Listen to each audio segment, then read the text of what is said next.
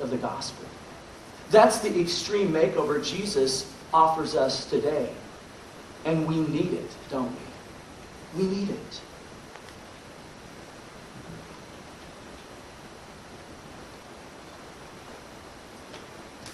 Isn't it true, though? We're forgiven, we're on our way to heaven. But isn't it true that we kind of just meander through our lives? We kind of just meander through our lives, don't we? But Jesus offers us an abundant life. C.S. Lewis, one of the greatest theologians, put it this way. He said that we as Christians are like children playing with mud pies in the slums. And all the while, a holiday at the beach is waiting for us. John 10:10, Jesus said, I have come that they might have life, and life more abundantly. Life to the full. In Romans 5:17, Paul speaks about this abundant life. Listen to how he puts it, because this is huge. If some of you would grab a hold of this, this would radically change your life.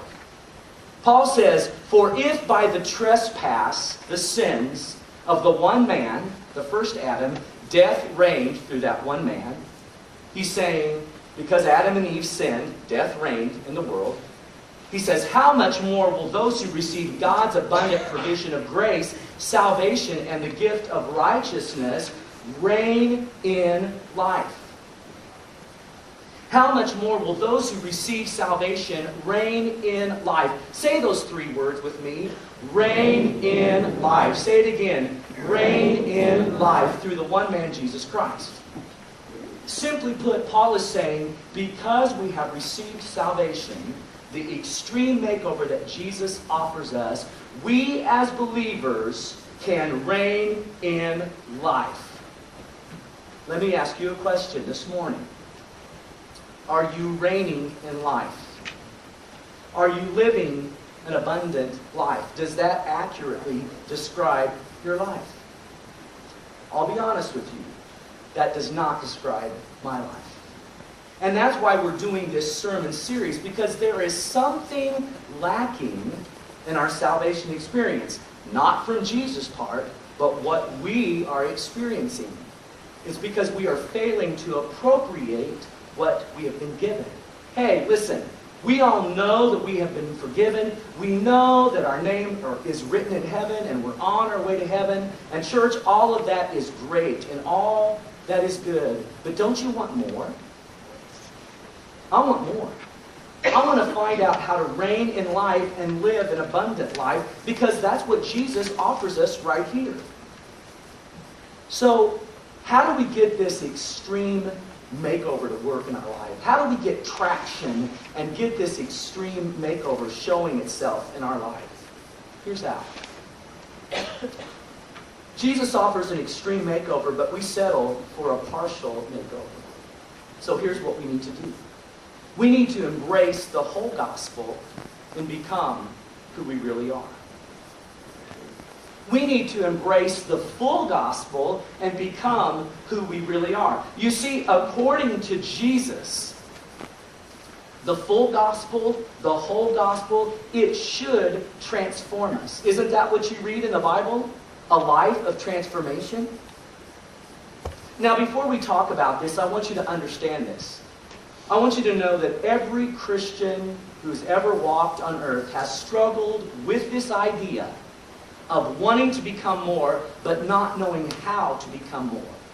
And the reason that we struggle is because we strain everything through the grid of being human. But listen to me. When we talk about embracing the whole gospel and becoming more than we are, when we talk about becoming who we really are, we have to do something. We have to lay aside our human measuring stick and our human grid and our human thoughts. Because living out this whole gospel thing, becoming who we really are, is something that we can never do in the flesh. It is something that can only be accomplished through the Spirit of God. Now, just in case you're on hard, this is kind of, let me give you a real simple example of this from the Bible, okay? When Jesus was here on earth, one of his disciples was this guy named Peter. And even though he was a disciple of Jesus, Peter was kind of a loser. He just kind of had a big L on his head. He said stupid things. He was always putting his foot in his mouth. He even tried to rebuke Jesus once, and Jesus called him Satan and told him to get away from him. So Peter was just a real average guy like we are. I mean, I really relate to Peter because he got it wrong more times than he got it right.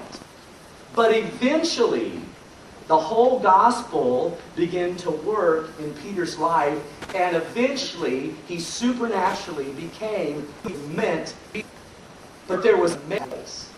But the story we're going to read right now took place before that happened. And the reason that I want you to hear the story this morning is because it reveals to us that salvation is transformational. And when we give ourselves to the extreme makeover that Jesus offers, we can become more than we ever dreamed that we could become. So here's the story. One day, Jesus and his disciples were hanging around this place called Caesarea Philippi. And Jesus asked his disciples, "Who do people say that I am?" And they said, "Well, some think that you're John the Baptist returned from the dead. Others say that you are Elijah or Jeremiah or one of the other prophets." And Jesus looked at them and he asked them this pointed question. He said, "Well, what about you? Who do you say that I am?" And Peter, as always, blurted out his response. But this time, what he said came from the truest part of who he was. Matthew 16:16. Check this out. Simon Peter said, "You're the Christ, the Messiah, the Son of the living God." Jesus came back, "God bless you, Simon, son of Jonah. You didn't get that answer out of books or from teachers. My Father in heaven, God himself, let you in on the secret of who I really am." Now watch this, because this is so awesome. This is one of the most powerful verses about the hope of salvation and how it can do an extreme makeover on us. Listen to what Jesus says to Peter, because it's life-changing. He says, "And now I'm going to tell you who you are." And Jesus pauses, and then he says, "I'm going to tell you who you really are, Peter. So listen up. Peter, do you know that part of you that longs to be more than what you are, but you end up blowing it most of the time? Peter, you know that part of you that desires to be a part of my kingdom, but you always end up sticking your foot in your mouth? And Peter, do you know that part of you that desperately longs to surrender to me, but you don't quite know how?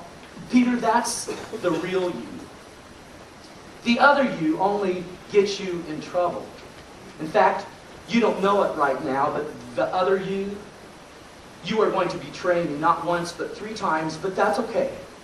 Because there's this other part of you, the real you, that is so desperate to love me, and so desperate to be my disciple, and so desperate to do the right thing. And Peter, that's the part of you that I'm counting on. That's the part of you that I am going to use for my glory. So Peter, let me tell you who you really are.